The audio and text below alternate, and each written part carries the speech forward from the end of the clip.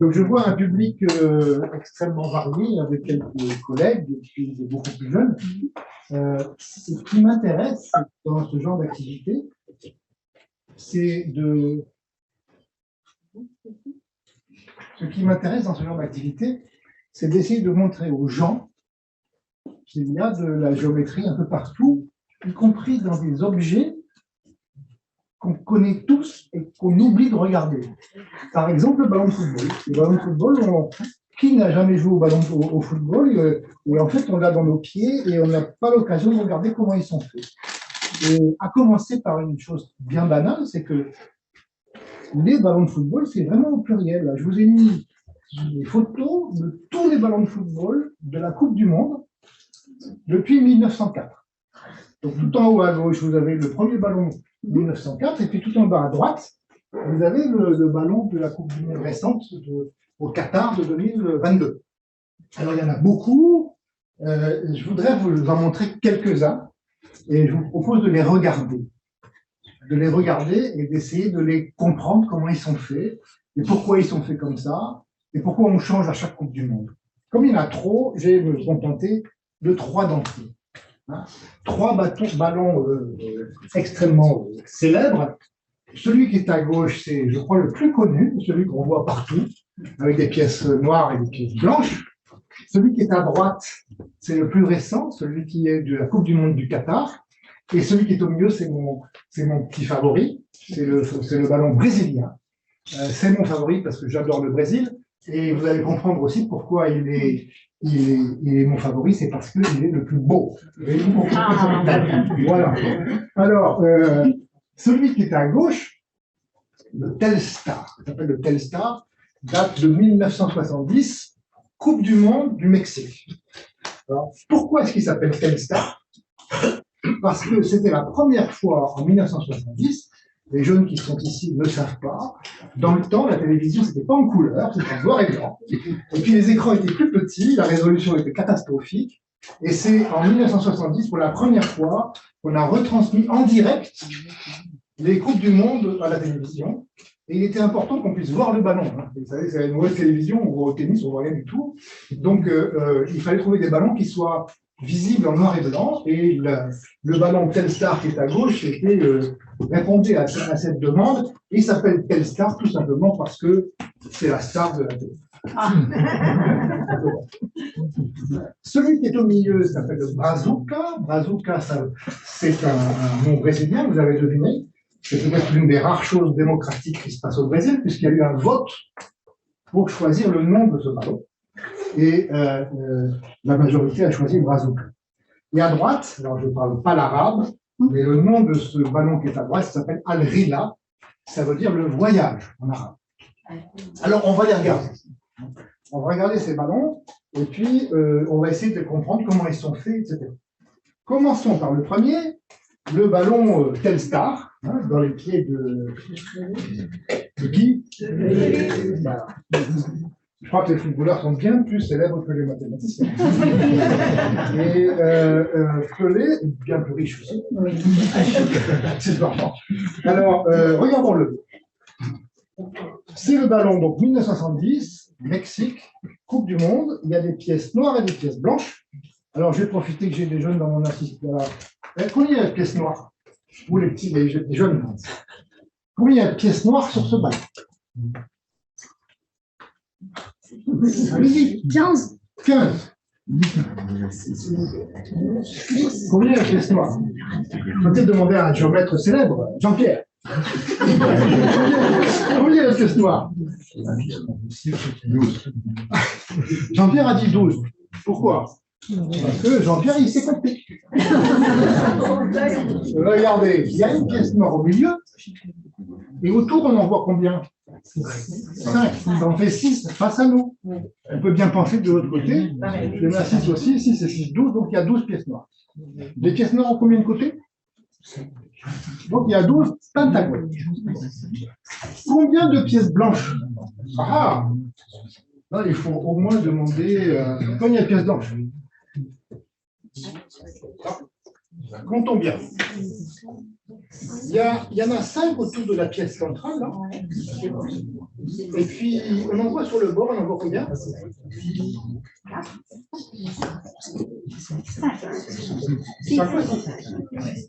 et 5, 10, plus 5 de l'autre côté, égale 20. Il y a 20 pièces blanches qui sont des... Combien de côtés? 6 hexagones. Donc il y a 20 hexagones et 12 pentagones. Alors je vais vous dire pourquoi, c'est une chose qui m'intéresse beaucoup. Faire de la géométrie, faire des maths, c'est essentiellement... Faire de la géométrie, c'est essentiellement dessiner. Regarder et dessiner. Regardez un peu une expérience que j'ai faite avec des enfants. J'avais une classe d'enfants ukrainiens. On avait une trentaine d'Ukrainiens dans cette classe. J'ai mis le ballon de football, celui-là, sur une table au milieu de la pièce. Et j'ai donné aux enfants du papier, des crayons. Ils avaient entre 6 ans et 13 ans. Et je leur ai dit, dessinez ce que vous voyez. Dessinez ce que vous avez sous les yeux. Vous avez tout le temps pour le faire.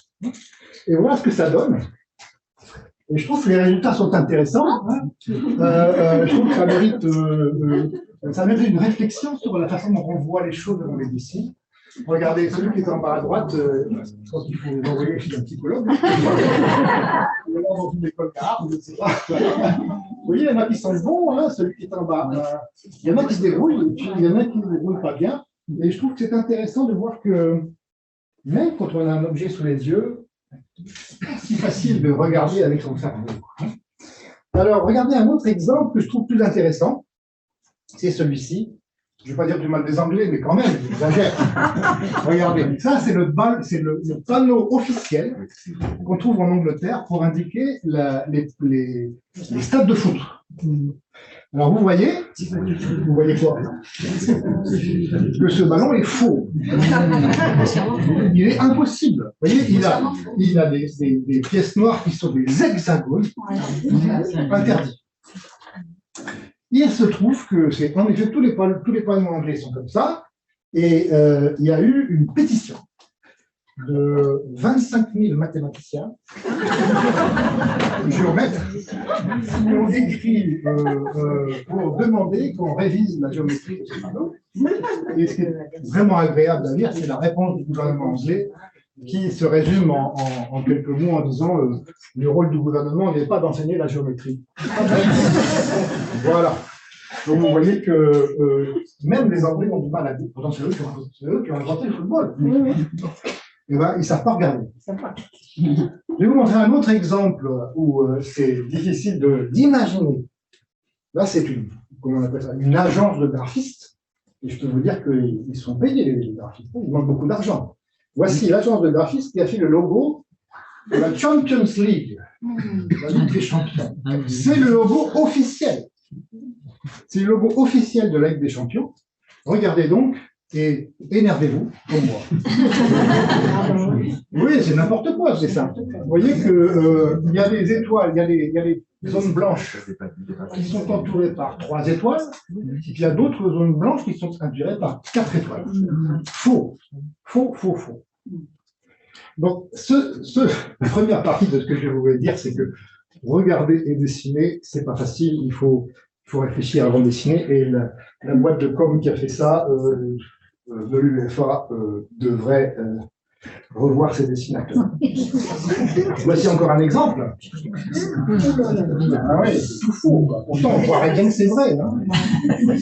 Alors, j'ai vu, pendant la Coupe du Monde, il y avait plein de bistrots dans Paris qui proposaient qu'on aille boire une bière en regardant plusieurs bières d'ailleurs, en regardant les matchs. Et sur les vitrines, souvent ils faisaient ce dessin, et il était systématiquement comme celui-là, systématiquement faux. Voilà, donc dessiner, c'est pas facile. Alors, on pense toujours que c'est Adidas qui a inventé les ballons de foot, mais non, c'est pas Adidas.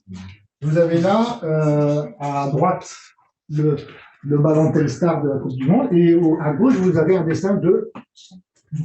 Qui est-ce qui a dessiné ça? Léonard de Vinci. Voilà. Donc Léonard de Vinci a dessiné ça il y a très très longtemps, il y a 500 ans. Hein.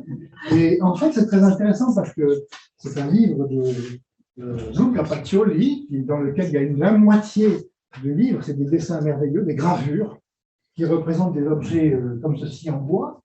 Et les historiens des sciences sont persuadés, ils ont probablement raison, que avant de dessiner ça, Léonard l'a fabriqué en bois. Il l'a fabriqué, il savait faire tout. Donc, et franchement, cet objet-là est très beau, et vous voyez, c'est le ballon de foot. Alors la question qu'on va se poser, c'est pourquoi cette forme plus qu'une autre? Pourquoi 12 pentagones, 20 hexagones? Eh bien, réfléchissons un peu. C'est la faute à Platon. Alors, Platon, vous le savez, était un philosophe il y a combien de temps? Platon. 2 siècles avant Jésus-Christ. Ça fait très très longtemps.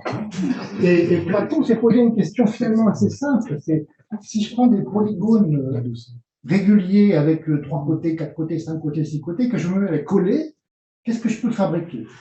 Et il a constaté qu'on pouvait fabriquer 5 objets différents. Celui qui est à gauche, qui a 4 faces, s'appelle le tétraèdre. Celui qui est le deuxième s'appelle le cube. Il a combien de faces? 6. Donc les gens qui veulent faire le malin, ça existe des géomètres qui veulent faire le malin, ils disent l'hexaèdre. Oui. Ah oui. On peut dire hexaèdre si on veut. Ensuite, vous avez 8 faces triangulaires, l'octaèdre. Ensuite, vous avez 12 faces pentagonales, 12 décaèdres. Et enfin, vous avez 20 faces triangulaires. Et je triche un peu sur l'histoire. Platon a plus ou moins démontré qu'il n'y a pas d'autre solution. Ce sont ces 5 objets qui sont les seuls possibles avec des polyèdres réguliers. Et au-delà de ce résultat, il y a le fait que c'est vraiment le début de la science. C'est le moment où il essaie d'interpréter la matière en termes d'éléments individuels. Chaque objet, j'ai oublié exactement, mais le tétraèdre qui est très pointu, il l'associe au feu. Et puis celui qui est à droite, le l'icosaèdre qui est assez rond, il l'associe à l'eau, si je me souviens bien. Donc il y avait des éléments qui permettaient de comprendre la nature de toute la matière. Alors, bien entendu, aujourd'hui, ça nous fait un peu rigoler, mais c'est quand même l'une des premières fois où des grands savants ont tenté d'expliquer le monde à travers la géométrie, ce qui est aujourd'hui presque une banalité. Alors, revenons sur notre objet, l'icosaèdre, qui est fait avec 20 triangles équilatéraux. Je dois vous dire que cette figure, je l'adore, comme beaucoup de mathématiciens. Ici, je suis sûr que tout le monde aime bien les icosaèdres. Pierre, en particulier, tu aimes bien les icosaèdres. Oui, j'aime bien. Mais je dois dire que quand j'étais étudiant en doctorat, j'ai lu ce livre de Félix Klein qui s'appelle Leçons sur l'icosaèdre. J'ai eu du mal à le lire, mais ça a été un grand moment dans ma vie scientifique. L'initiation à la théorie de Galois, l'initiation à la théorie des groupes, que je n'oublierai jamais, qui a été vraiment un moment initiateur dans ma vie de géomètre. Alors, on prend cet icosaèdre. Ah, on en voit quelquefois, c'est typiquement un virus. Hein. On n'aime pas les virus, on continue. Alors, l'icosaèdre que vous voyez là, il a 20 faces, il a 12 sommets, et il n'est pas assez rond pour faire un ballon de foot. Il a des pointes, il a 12 pointes. Alors, comment est-ce qu'on fait pour le rendre plus rond? Eh bien, on coupe les pointes. Alors, on prend un couteau, et hop, on coupe, on épluche les 12 pointes, et vous voyez qu'en chaque sommet, en chaque pointe va apparaître un petit pentagone rouge. Et puis, il est petit pour l'instant, mais si on coupe un peu plus, il est plus grand. Et on continue un peu plus. Et on arrive à un moment au ballon de foot. Donc, le ballon de foot, si vous voulez faire le malin, si un jour vous rencontrez Mbappé, eh bien, vous pouvez dire ton ballon, c'est un icosaèdre trompé. Je suis sûr que ça ne va pas très plaisir. À vrai dire, c'est une question qui m'intéresse. Je ne connais pas Mbappé ni aucun footballeur professionnel, mais j'aimerais savoir quelle est leur connaissance à eux de la géométrie de leur ballon. Je ne suis pas sûr qu'ils sachent quelque chose, peut-être, je ne sais pas, ça m'intéresserait de savoir. Donc, le ballon de Telstar est un icosahèdre tronqué, mais il a un problème, cet icosahèdre tronqué, le voici, c'est qu'à gauche, vous avez l'icosahèdre tronqué, à droite, vous avez le ballon, et vous voyez bien qu'il a fallu gonfler quand même pour qu'il soit rond, qu'il soit sphérique. Et ça, c'est un des problèmes, c'est qu'il faut gonfler le ballon pour qu'il soit un peu rond. La FIFA, je vais vous dire un chiffre, la FIFA n'accepte un ballon que s'il est sphérique à 1,5%. Et si vous prenez l'icosahèdre tronqué, il est sphérique à 8% près, et donc il est rejeté. Donc il faut le gonfler pour qu'il soit bien sphérique, etc. Donc ça, il est très beau. Désolé, je n'ai pas bien compris. Pourriez-vous répéter? C'est incroyable. J'avais envie d'insulter, mais je ne sais pas. C'est insupportable. On est tranquillement entre nous et puis. Bon, alors revenons sur notre ballon et je vais essayer de vous dire pourquoi il est plus beau que les autres d'une certaine manière. D'abord, voici le patron, si vous voulez vous amuser un jour pluvieux. Vous découpez ça dans du carton ou du papier cartonné, et après vous pliez et vous fabriquez un icosahèdre tronqué. Alors, j'ai montré ça plusieurs fois et ça fait rire qu'on puisse faire ça. Moi, je l'ai fait souvent. J'ai souvent fabriqué en carton ce genre d'objet. Ça fait rire ma femme que je m'occupe à faire ça, mais je l'ai fait. Et je suis sûr qu'il y a d'autres personnes. Pierre, tu as dû le faire aussi. Oui, pas celui-là. Pas celui-là. Pas aller jusque-là. Il y a ce livre je sais pas quoi que c'était, mais ce livre qui propose le patron de tous les polytopes quasi réguliers.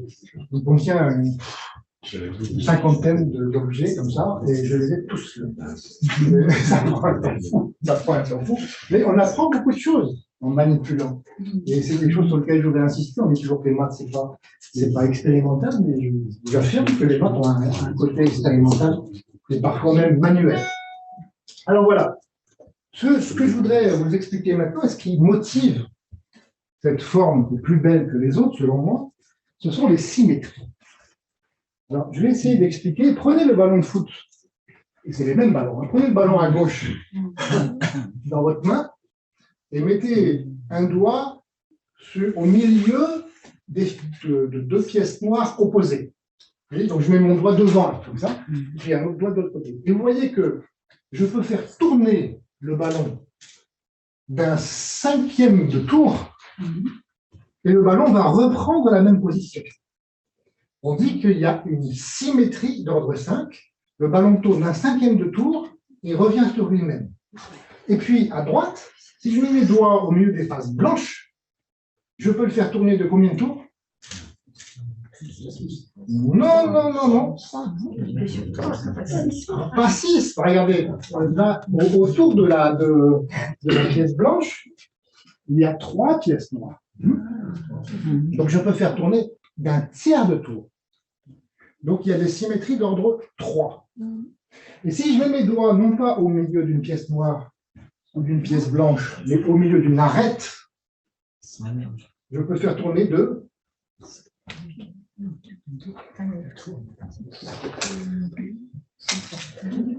un demi-tour. Qu'est-ce qu'il y a ça? Bravo. Ah oui, mais ça, tu ne comptes pas, toi. Ah non, ça ne compte pas. Un demi. Donc, vous voyez, dans le ballon, il y a des symétries. Comment? Pas du tout Un petit peu quand même. Bon, je mettrai. Bon, donc, vous voyez que pour le ballon, il y a des symétries d'ordre 5, il y a des symétries d'ordre 3, il y a des symétries d'ordre 2.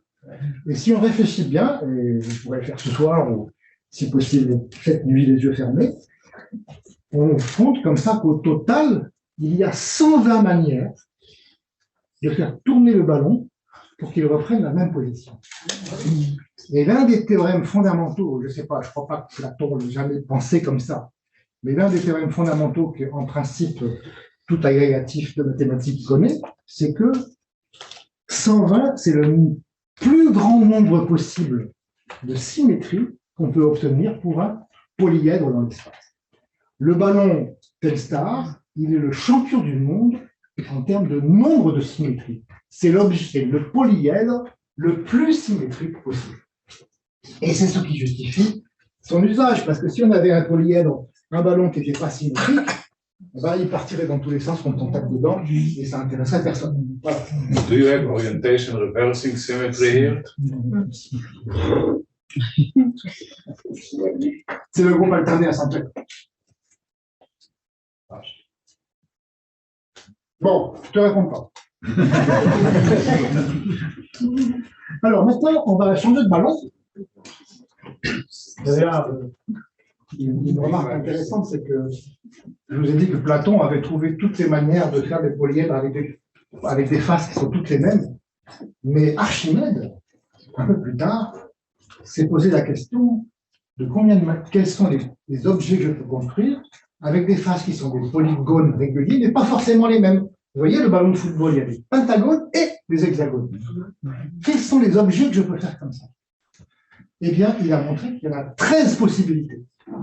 Il y a 13 formes possibles de polyèdres qui sont faits avec des polygones réguliers, peut-être pas tous les mêmes. Et je vais vous dire un petit secret, Adidas a piqué toutes les idées à Archimède. Tous les ballons de foot de la Coupe du Monde, tous, sont fondés sur l'un des polyèdres d'Archimède. Je l'aurais écrit, mais ils ne sont pas d'accord. Regardez par exemple une molécule qui est une invention, une création des chimistes qui date d'il y a 35 ans. C'est une molécule totalement artificielle, qui a été fabriquée par les chimistes et qui porte un petit nom. Comment? Le footballène. Cette molécule s'appelle le footballène. Et on me dit que les chimistes pharmaciens que je connais me disent que cette molécule est d'une grande importance dans la chimie pharmaceutique. Bon, c'était fini pour le Telstar. Passons maintenant au Brazuca. Alors, le Brazuca, c'est qui lui? Alors, le Brazuca, j'adore pour plusieurs raisons, et je raconte toujours cette histoire. Regardez-le, c'est la Coupe du Monde 2010. En 2010, j'étais au Brésil lorsqu'ils ont présenté ce ballon Brazuca à la télévision. Et j'étais en train de regarder la télévision avec ma femme, et je vois ce ballon présenté. Et je le dis à ma femme immédiatement, et elle m'a pris pour un fou. Elle m'a dit, mais ils ont fait un ballon cube. Ils ont fait un ballon cubique. Alors, elle a cru que j'étais complètement fou, parce qu'un ballon, c'est rond, c'est pas un cube. Mais je vais tenter de vous convaincre que ce ballon est un cube. Alors, préparez-vous. Je pense que dans quelques minutes, vous serez d'accord avec moi que ce ballon est un cube. Alors, regardons-le bien, ce ballon. D'abord, vous voyez qu'il est très beau. Et vous voyez, par exemple, au centre là, de ce ballon, on voit trois pièces qui aboutissent. Mais là, c'est une indication. Quand vous avez un cube, chaque sommet, il y a 3 faces qui arrivent. Première indication. Deuxième indication, quand on regarde bien, on voit que le ballon Brazuca, vous voyez, il est fait à partir de ces espèces de pièces très jolies d'ailleurs. Ces pièces très jolies en forme de croix, un peu. Combien y a-t-il de croix? Et il y a 6 croix. Autrement dit, ces 6 croix sont comme les 6 faces d'un cube. C'est ça qui m'a sauté aux yeux. Et il y a 6 croix comme les 6 faces d'un cube. Alors, regardons-les bien, ces croix. Voici à quoi ça ressemble. Moi, j'ai dessiné là, sur l'écran, un carré. Il y a 4 points jaunes qui sont les sommets d'un carré. Et on voit bien, là, si je joins par les pointillés bleus, ça fait un carré. Un carré, c'est 4 points et 4 segments qui les joignent.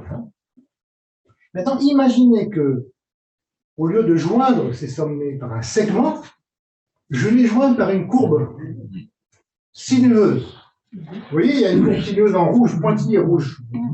Et si je prends ces 4 courbes sinueuses rouges, vous voyez, ça me détermine ma croix. Donc la croix en question, moi j'appelle ça, c'est un carré courbe. Il y a 4 sommets, il y a 4 côtés, sauf que les côtés sont des courbes sinueuses. Alors maintenant, vous faites comme à l'école primaire, vous découpez des carrés et vous allez le coller pour faire un cube.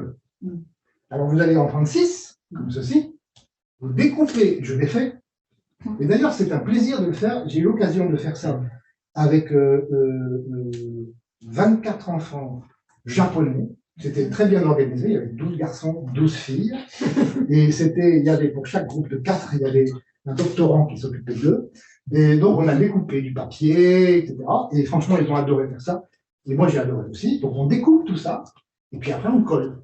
On colle comment? On prend ces 6 pièces qu'on pense comme 6 carrés, et on les colle comme pour faire un cube. Et voilà ce que ça fait. On les colle, et quand on les colle, le papier a tendance à se courber. Alors, courber, le mot courbure est un mot qui titille un peu les géomètres. Hein, il est courbé dans un sens un petit peu particulier. Ce papier, il est quand même plat au début, ce papier est plat. Mais n'empêche que quand on le met courbé, il y a quand même une certaine courbure. Et quand on colle, eh bien, regardez ce que fait cette ouvrière qui fabrique le ballon. Elle colle les pièces. Vous voyez à gauche, on voit une pièce qu'elle a découpée, enfin, qui a été découpée, et elle les colle. Mais physiquement, je crois qu'elle la colle même, elle les colle, et vous voyez que ces choses naturellement prennent la forme d'une sphère. Et au bout du compte, on obtient, on obtient le ballon Brazuca qui naturellement prend une forme courbée. Alors c'est pas exactement une sphère, ça ne peut pas être. Parce que les faces sont ce que les mathématiciens appellent une surface développable, et donc elle ne peut pas être rigoureusement une sphère. Mais dans la pratique, on obtient quelque chose qui est très très très proche d'une sphère. C'est un très bel objet, et voilà pourquoi j'aime bien. En quelque sorte, on n'a pas besoin de le gonfler. Il vient naturellement courbé. C'est un très bel objet. Alors, regardez, on va regarder de nouveau. On voit bien la structure cubique, vous voyez, il y a le point triple, c'est vraiment comme les 3 sommets, les sommets d'un cube. Bon, vous êtes d'accord que c'est un cube? Oui. D'accord? Ouf. Alors, ceci, c'est une œuvre d'art. C'est un artiste contemporain que je connais bien et que j'aime bien, il est très sympa. Donc, c'est le genre de choses qu'on ne peut pas dire devant la caméra. Il est quand même un petit peu jeté, quoi. Et voilà, il a fait cette œuvre d'art. Et je dois dire que j'ai montré cette photo à des enfants. Et leur réaction m'a surpris. C'est-à-dire qu'ils ont dit non, ça n'existe pas. Si, ça existe, tu vois. Et en fait, il y avait une espèce de rejet de cette image du ballon de foot qui ne peut pas exister comme ça. Et en fait, moi, ça m'a éclairé un peu sur le rôle de l'artiste, en l'occurrence, c'est de nous mettre le doigt sur des choses qu'on ne voit pas et qu'on aurait dû regarder. Cela dit, ce ballon, qui est grand comme ça, à peu près, il fait... j'ai critiqué Fabrice Hibert de 2 manières. D'abord, je lui ai dit, les pièces noires sont des hexagones. Je ne veux pas de ça. Et deuxièmement, son ballon s'appelle le ballon carré. Et non, c'est pas un carré, c'est un carré. Donc voilà. On passe maintenant à un autre ballon que j'estime peut-être être un peu une... Voilà, je sais pas, mais je suis filmé, donc je peux pas dire des choses comme ça. C'est le ballon russe. Alors le ballon russe, le voilà. Qu'est-ce qu'on voit? Ils ont copié le ballon brésilien. C'est le même que le ballon brésilien, à une subtilité près. Au Brésil, les courbes sinueuses. En Russie, tac, tac, tac, tac, tac. Ils ont mis un truc angulaire avec des angles de droit. Regardez à quoi ça ressemble. C'est exactement le même que le ballon brésilien, sauf que les pièces qu'on découpe sont plus anguleuses. Chaque pays a son ballon, a son image. Alors, on passe maintenant, si vous voulez bien, au ballon suivant. Le ballon Qatari, il faut dire. Qatari. Le ballon Qatari. Alors, notre Mbappé, bien sûr. Alors, je vais vous dire franchement, cet été, j'avais ce ballon, j'ai essayé de regarder des photos, tout ça.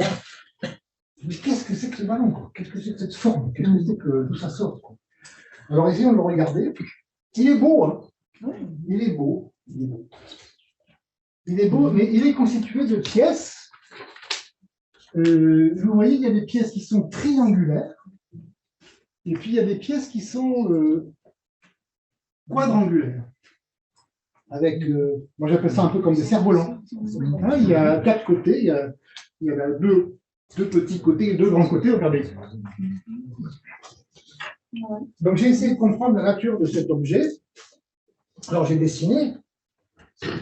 Nous, aujourd'hui, les mathématiciens, des objets, des logiciels extraordinaires. J'ai dessiné ça avec Mathematica. On peut s'amuser, le faire tourner, le regarder dans tous les sens, regarder comment il est fait, etc. Et puis, j'ai essayé de comprendre s'il avait un petit nom, quoi. Si on dans ma petite tête, je me disais que Archimède avait bien dû le rencontrer, quand même. Hein. Et j'ai essayé de trouver qui c'était. Puis finalement, j'ai fini par comprendre qu'en effet, il est connu sous un autre nom. Il est connu sous le nom de icosidodécaèdre. Icosi, ça veut dire 20. Dodé, ça veut dire 12. Alors, on va essayer de regarder. Il s'agit d'un polygone archimédien. Toutes les faces sont des polygones réguliers. Vous voyez, il y a des faces qui sont des pentagones, il y a des faces qui sont des triangles. Ce sont tous des triangles équilatéraux et des pentagones réguliers. Il y a 12 faces pentagonales et 20 faces triangulaires. C'est un peu comme le Telstar. C'est exactement comme le Telstar, vous vous souvenez, on coupait les pointes. Et si on va plus profond encore, on continue, on arrive à ce truc-là. Et alors, tout ce qu'ils ont fait à Adidas, ils ne sont pas fatigués, ils ont joint les pentagones avec un triangle. Et vous voyez, ça fait une forme quadrilatère, et c'est ça, le ballon Al-Ghila. Alors, il est bon, mais d'un point de vue purement géométrique, c'est certainement pas le plus beau. Alors maintenant, je vous propose, si vous voulez bien, je ne sais pas, de la droite dans cet endroit de parler de physique, je vais en faire un tout petit peu de physique, la physique du ballon de foot. Il y a 2 ou 3 petits trucs que je voudrais vous raconter qui peut-être peuvent expliquer pourquoi on change de ballon à chaque Coupe du Monde. Là, je vous ai remarqué mis le portrait d'un mathématicien, physicien extrêmement connu des mathématiciens. De qui s'agit-il? De qui s'agit-il? Il s'agit de Tartaglia. Tartaglia est un homme assez fantastique qui a fait des tas de choses dans sa vie. Je pense que vous avez tous, y compris les plus jeunes, peut-être appris des équations du premier degré. Certains d'entre vous ont appris des équations du second degré. Et ce monsieur a trouvé la solution des équations du troisième degré. Mais ce n'est pas ce que je vais raconter aujourd'hui. Il a écrit, non pas sur les ballons de foot, il n'y avait pas de foot à l'époque, mais il y avait des boulets de canon. Vous ne serez pas surpris, vous le savez, que la science et la guerre, c'est souvent pas loin. Et Tartaglia est l'un des premiers à avoir réfléchi à la trajectoire d'un boulet de canon qui sort du canon, quelle courbe il suit dans le ciel avant de tomber. Et voici, il a écrit un traité d'artillerie, dont voici une figure. Et vous voyez que c'est de la science qui est très ancienne. On essaye de décrire des phénomènes sans essayer de les comprendre. Alors, il a fait des dessins qui ressemblent un petit peu à ces dessins animés de Walt Disney. Vous savez, le héros court sur une falaise, et puis il continue dans le vide, et il ne se rend pas compte qu'il est dans le vide, donc il va tout droit, et puis à un moment, il se rend compte il se rend compte, et il tombe vertical. Et c'est à peu près ça. Donc Tartaglia pensait qu'un boulet de canon qui sort du fût du canon, il commence tout droit, et puis au bout d'un moment, il fait un arc de cercle, et puis après, boum, il tombe vertical. C'est bien sûr totalement faux, mais ça ressemble un petit peu à ce qu'on voit dans la pratique. Hein. Alors, ça, c'est de la science ancienne, c'est même pas encore de la science, hein, c'est encore l'influence d'Aristote, on peut dire. Alors, ce que je vais essayer de vous montrer, c'est ce qui s'est passé depuis. Alors, je vais vous montrer ici un autre grand scientifique. J'ai entendu Newton? Non. Un Français. Quoi? D'Alembert. Bravo, Pierre. D'Alembert. Alors, d'Alembert était un personnage extraordinaire qui est connu pour beaucoup de choses, pour l'encyclopédie, Homme de Lumière, etc. Et il a écrit un article que j'adore, où il essaye de comprendre quand un objet se déplace dans l'air, bien sûr, il y a une force de résistance de l'air qui s'applique sur l'objet. Quand vous mettez la main en dehors de la vitre d'une voiture et que vous êtes en mouvement, vous sentez que l'air appuie sur la main. Et il a essayé de comprendre comment on pouvait calculer ou estimer la force qui s'exerce sur un ballon, sur un boulet de canon, sur une boule qui est en mouvement dans l'air. Il a écrit un article très long, très intéressant. Il fait tout son calcul et à la fin, il trouve zéro. Zéro. Il en conclut qu'un objet qui se déplace dans l'air n'est soumis à aucun frottement. Et pour se moquer de nous-mêmes, il dit donc les oiseaux n'existent pas. C'est un article passionnant. Parce que bien sûr, D'Alembert était quelqu'un de remarquablement clairvoyant, intelligent et tout. Et la conclusion de l'article, c'est mon article est parfait. Il n'y a rien à dire là-dessus. Mais où il faudra travailler dans les années à venir, mais dans le siècle à venir, c'est sur la modélisation physique. Il avait réfléchi à la manière dont l'air interagit avec le ballon, en écrivant les équations du mouvement, etc. Mais la modélisation physique n'était pas correcte. Donc il a compris que son article était parfait mathématiquement et imparfait physiquement. Et il faudra attendre des physiciens, en gros 100 ans plus tard, Navier et Stokes, pour comprendre que le frottement de l'air sur un objet qui se déplace dans l'air, il est essentiellement dû à la viscosité de l'air. L'air colle sur l'objet en mouvement, et ça, l'air ne l'avait pas, D'Alembert ne l'avait pas pris en considération, il n'avait pas conscience de ça. Et si les avions volent, si les oiseaux volent, c'est exclusivement parce que l'air se colle à l'aile de votre Boeing 747.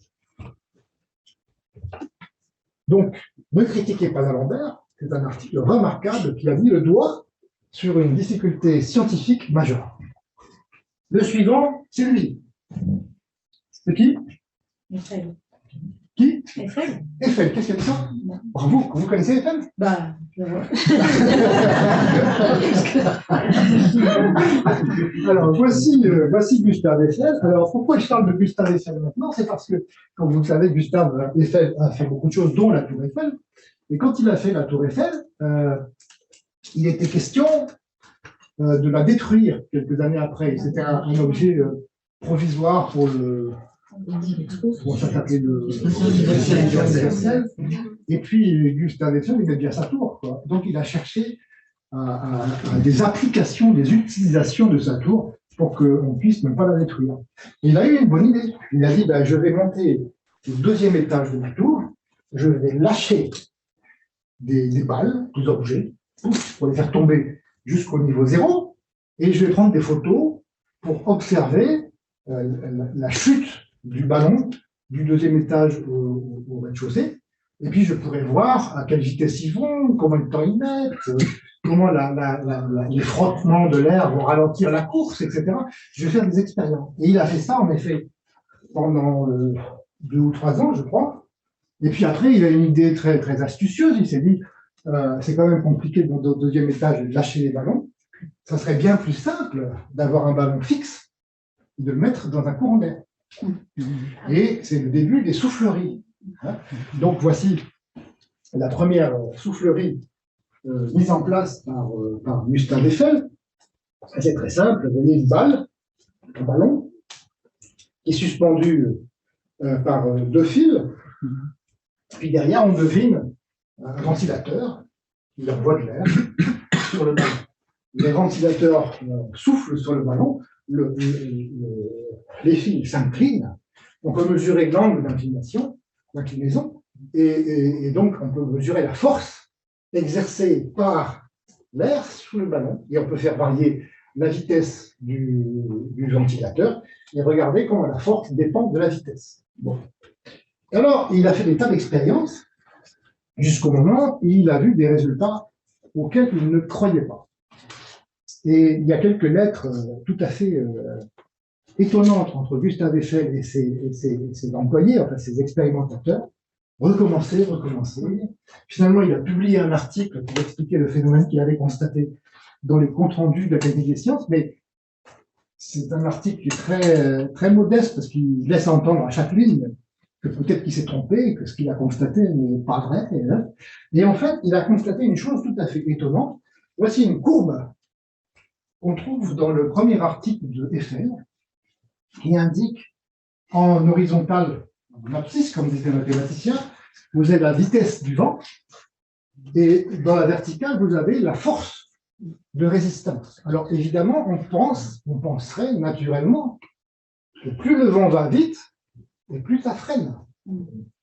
Et c'est en effet la vérité au début, et puis il arrive un moment incroyable, vers 12 mètres par seconde, où tout à coup, la résistance de l'air chute considérablement. Elle se divise par 4, si je me souviens bien. Elle chute considérablement, mais le vent va plus vite, et pourtant, la force est plus faible. Et après, ça repart, ça recommence. C'est ce qu'on appelle la crise de la traînée. C'est ce qu'on appelle parfois aussi le paradoxe de Eiffel. Ce phénomène est absolument stupéfiant. À l'époque, Eiffel n'y comprenait rien. Aujourd'hui, on comprend mieux, mais on ne comprend pas tout. Mais on comprend mieux. On sait que le mot-clé pour comprendre tout ça, c'est ce qu'on appelle la turbulence, qui est un sujet qui est bien connu dans cette maison, mais que je ne vais pas raconter, ça serait trop compliqué. On peut dire qu'on comprend, mais on ne comprend pas complètement. Cette blague, c'est qui est-ce qui disait après ma mort, je me retrouverai devant Dieu et j'aurai deux questions à lui poser. Comment marche la théorie de la relativité, c'est ça, et comment marche la turbulence. Et je pense que Dieu ne pourra répondre qu'à la première. C'est pas moi, c'est ça. Et donc voilà. Et Eiffel a fait des tas d'exercices, d'expériences, avec des tas de boules différentes, de tailles différentes et surtout de surfaces différentes. Et il a constaté que ce qui était très important, c'est la rugosité. Et que dépendant de la rugosité, cette crise se passe à tel moment ou à tel moment. Regardez des courbes beaucoup plus récentes. Vous voyez la courbe correspondante, mais pour les ballons de foot. Vous voyez que chaque ballon de foot, et 36, je vous dis, il y a beaucoup de ballons, hein, le Telstar 18, plein de ballons que je ne connais pas d'ailleurs, et vous voyez que pour chaque ballon, toujours le même genre de courbe. Mais pour chaque ballon, il y a une crise qui se passe à un moment différent. Alors pourquoi c'est important pour le football? Alors d'après ce que j'ai compris, moi je ne joue pas au football, hein, d'après ce que j'ai compris, tous les gardiens de but le savent bien. C'est-à-dire que quand vous tapez dans un ballon, disons un coup franc par exemple, hein, au début, la vitesse du ballon est assez grande. Typiquement, quelqu'un qui tape bien dans un ballon, il fait bien du 40 mètres par seconde. Donc au début, on est dans la partie droite de la courbe. Donc la résistance est faible, le ballon va très vite, il pénètre dans l'air très vite, il est soumis à une faible résistance. Mais quand même suffisante, donc peu à peu le ballon ralentit. La vitesse ralentit, et arrive un moment où on arrive à la crise. Et quand on arrive à la crise, hop, la force de frottement augmente tout à coup, brutalement. Donc le ballon qui se baladait tranquillement dans l'air, comme s'il y avait peu de résistance, à un moment précis, il est soumis à une résistance bien supérieure. La trajectoire se casse. Le ballon qui allait tout droit, enfin, ou presque tout droit, un peu comme notre ami Tartaglia, le ballon qui allait tout droit, paf, tout à coup, la courbe se casse, se brise. Et j'ai entendu que les gardiens de but savent très bien, parce que bien entendu, ça se passe à un moment où la vitesse atteint, vous voyez, suivant le ballon, entre 5 mètres par seconde et 15 mètres par seconde, lorsque le ballon approche du but, tout à coup, il se passe un changement de direction. Et ça, si vous êtes un bon gardien de but, vous devez le savoir. Et non seulement vous devez le savoir, mais vous devez savoir quel est le ballon avec lequel vous jouez. Parce que la crise se passe à des moments différents, dépendant des balles. Alors, cette crise se passe, je vous l'ai dit, ça dépend de la rugosité du ballon. Il se trouve, maintenant on le sait, mais vous ne le savez pas au départ, que pour avoir une bonne crise, un bon moment, il faut que le ballon ne soit pas trop lisse. Un ballon lisse serait une véritable catastrophe pour le football. Il faut qu'il ne soit pas trop lisse. Et le ballon Telstar, il a toutes ses coutures. Longueur totale des coutures, c'est combien? Beaucoup. Quand vous prenez un ballon de foot, c'est combien de coutures? C'est 4 mètres. Il y a 4 mètres de couture. Et maintenant, on sait aujourd'hui que ce sont ces 4 mètres de couture qui font une rugosité sur le ballon, rugosité qui fait que la crise se passe à la bonne vitesse. Et les ballons trop lisses, alors le pire de tous, vous voyez, c'est le Jaboulani. Je ne sais pas si ça vous rappelle, c'est le deuxième à partir du bas. Là. Le Jaboulani, c'est le ballon de la Coupe du Monde d'Afrique du Sud. Vous avez le souvenir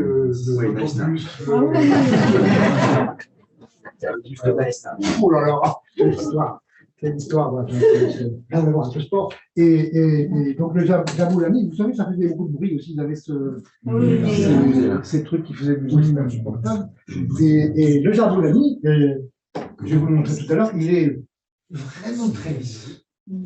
Et donc ce ballon a été une catastrophe pour tous les joueurs de foot qui ont tous émis des critiques violentes contre ce ballon. J'ai collecté dans mon petit bouquin, j'ai collecté des tas de commentaires des joueurs de foot. Ils disent oui, celui qui a fait ce ballon, il a jamais joué au foot. Ou ce ballon, on dirait qu'ils l'ont acheté dans un supermarché, etc., etc. Parce que ce ballon, précisément, il a une crise. Vous voyez, la crise du Jaboulani se passe à une très grande vitesse. Donc ça se passe très tôt dans le mouvement du ballon. Et après, il devient, comme le truc devient turbulent, le ballon devient un peu chaotique, et on n'y comprend plus rien. Voilà. Donc voilà pourquoi le comportement du ballon dépend beaucoup de la rugosité du bord. Alors, voici un exemple d'une photo, comment font les physiciens pour regarder ce qui se passe dans un ballon. Alors là, franchement, ça, je ne sais pas si je peux dire ça, mais ça dépasse les compétences du mathématicien. C'est quand même des choses qui sont tellement complexes qu'on rentre dans le qualitatif. Hein, donc il faut vraiment faire des vraies expériences ou des simulations numériques pour comprendre ce qui se passe. Vous avez ici une balle de golf. Et vous savez tous que la balle de golf, c'est des petites alvéoles dont le but est justement de jouer sur la vitesse la vitesse de crise. En passant, vous voyez que ces alvéoles, la plupart d'entre elles sont des hexagones. Mais si on regarde bien, on voit les pentagones. Alors, je vais vous donner un théorème. Quelle que soit la balle de golf, il y a toujours 12 pentagones. 12, exactement. On a comme théorème. Pas bien me démontrer, mais c'est 12. Alors, continuons. Voilà le Jaboulani. Vous voyez, c'est tellement lisse qu'on n'en veut pas. Alors maintenant, je vais vous montrer un autre phénomène de physique. Voici une expérience célèbre de physicien qui s'appelle Venturi. Alors, en fait, c'est très simple, hein. Vous avez un tube qui reçoit de l'air, comme un entonnoir, et puis il y a un moment, vous voyez, au niveau CD, il y a un rétrécissement du tube. Donc, l'air rentre, disons, par la gauche, et puis le tube se rétrécit, et puis après s'élargit. Alors, ce que vous comprenez bien, c'est assez naturel, c'est que si on envoie de l'air à gauche, comme ça se rétrécit, au niveau CD, l'air, il faut qu'il aille plus vite. Il faut qu'il se presse pour rentrer. Et comme il va plus vite, alors je ne sais pas si ce que je veux dire est très physique, il a moins le temps d'appuyer sur le bord, et c'est-à-dire que la pression exercée par l'air sur le bord de l'entonnoir va être plus faible là où ça va plus vite. C'est ce qu'on appelle le principe de Venturi. Là où l'air va vite, il pressionne peu sur le bord. Alors maintenant, regardons ce que ça donne pour un ballon dans l'air qui est en train de tourner. Parce que vous savez, les joueurs de football, ils ne savent pas seulement taper dans le ballon, ils savent le taper pour donner de l'effet, pour donner du spin. Alors, regardez le ballon, il est en train de tourner, là, et qu'est-ce qui se passe? Eh bien, je vous l'ai dit, il y a de la viscosité dans l'air. Donc l'air colle au ballon. Ce qui fait que comme le ballon tourne, la vitesse de l'air là-haut, elle est plus grande que la vitesse de l'air en bas, puisque le ballon se colle, l'air se colle au ballon. Et comme la vitesse est plus grande en haut qu'en bas, la pression est plus faible en haut qu'en bas, et il en résulte une force qui pousse le ballon vers le haut, une force qui fait que le ballon a envie de monter. Donc, si le ballon tourne dans un sens, le ballon a envie de monter. S'il tourne dans l'autre sens, le ballon a envie de descendre. S'il tourne comme ça, il a envie d'aller à droite. Il a envie d'aller à gauche. Et les joueurs de foot savent très bien, ceux qui sont doués, ils sont capables de taper dans le ballon pour donner la bonne vitesse, pour changer la trajectoire du ballon de foot, pour mettre des buts. Alors, je vais vous montrer maintenant, j'espère que ça va marcher, le plus beau but de l'histoire du football. Tout le monde dit ça. Roberto Carlos, 1997, à Lyon, où la France a perdue à cause de Roberto Carlos. Je vais vous montrer le but. Alors, on pourrait croire que le but, c'est du coup de bol, qu'il a eu de la chance. Mais non, pas du tout. Roberto Carlos a été interrogé après son match, et puis il a expliqué ce qu'il a fait. Il a expliqué que derrière le but, il y avait un petit peu à droite, il y avait une publicité pour la Poste, et qu'il a visé vers le haut de la Poste.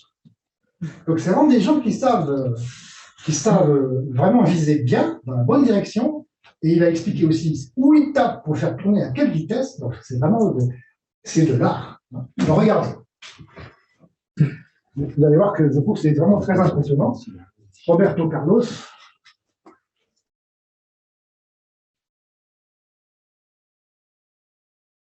Il est gaucher. Donc il y a le mur. Dans les buts français, il y a le fameux Fabien Barthès qui n'en croyait pas ses yeux. Alors, hop, on va aller voir mieux. Regardez, hop, regardez comme la balle. Vous voyez la trajectoire de la balle.